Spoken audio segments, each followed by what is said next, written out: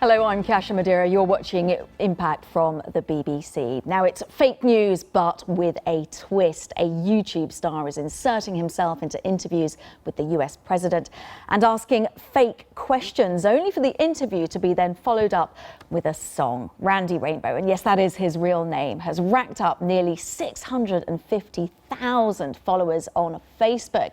If you are wondering what we're talking about, then do look him up on the internet, but not right now, because the man himself joins us live from New York. Randy, I know it's very early there, but it's fantastic to have you on the show. Thank you for joining us. You started making these mock spoofs, these interviews with the celebrities a while ago, but you turned your eye to politics during the election campaign. Why was that?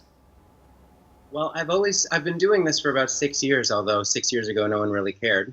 But I've always gone for the hot topic and the thing that everyone was talking about, and what is everyone talking about now, unfortunately, is this administration. So for me, it was just a natural progression.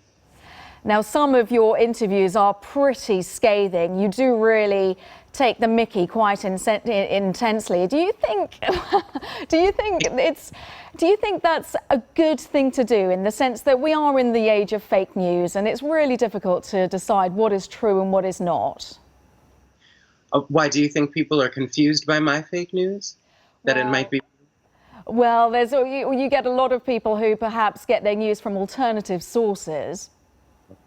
Well, I don't really think too much about that. My goal is always to just sort of entertain the troops and give people a bit of a laugh, and times we really need it.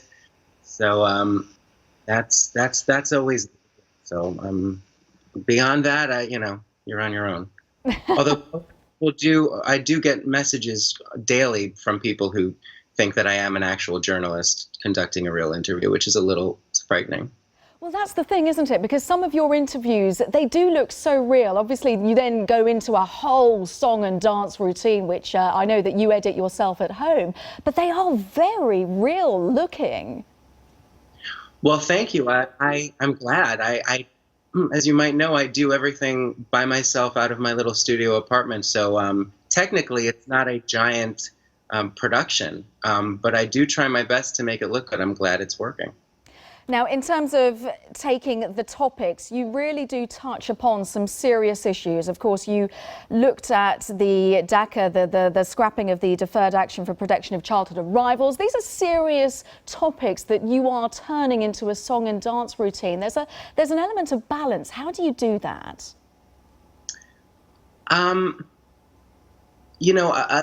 I try only to be amusing. I hope that certainly as the topics get more serious, that I'm able to insert some of my opinions and maybe a little common sense, I suppose.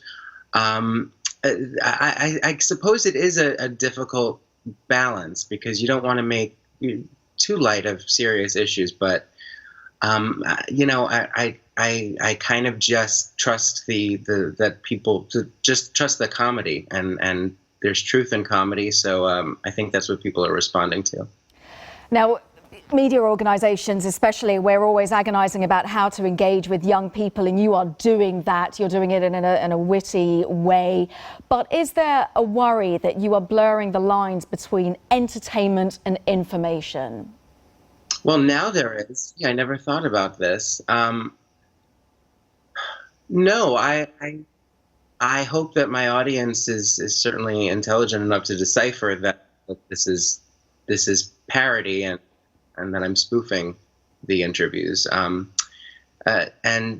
yeah, I don't know. I've never really, to be honest with you. Oh, well, I'm sorry to ask you these deep questions at that time in the morning. I know it's early in the morning there. But in terms of the music, you go for the big hits. You go for Hamilton and Wicked, all the fantastic songs that are really popular right now.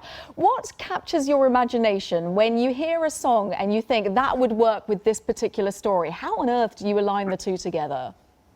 Well, I'm very much a show queen, as we say. I've been a musical theater nerd since I'm a kid, so I kind of always automatically think in show tunes to begin with. So anything that happens, whether it be in my personal life or in the world around me, I automatically go to the musical theater moment or song that parallels that. So that's always very easy for me. That comes very naturally.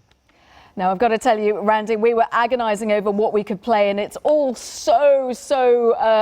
well, it's very naughty, so we had to play it safe, but it was wonderful to have you live on BBC News. Randy Rainbow, and you've got to check him out on the on the internet, because he has an enormous amount of followers. Randy, thank you very much.